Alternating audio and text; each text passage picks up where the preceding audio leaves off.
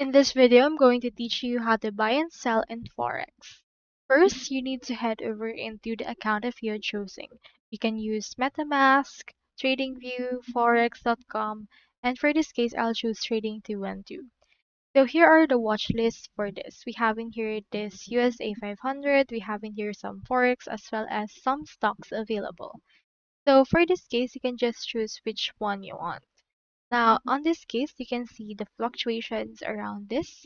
So, as usual, red indicates that it's bad, while green indicates with high spikes that it's good. So, we have the highest part right here, which is around 26,233, and the lowest is around 26,018.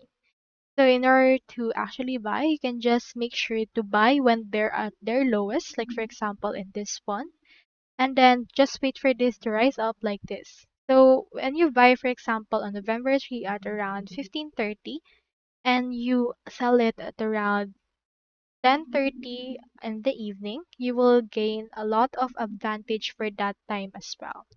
So you can head over and then just buy and sell through that particular method. So that's all there is today, and I hope this video helped you out.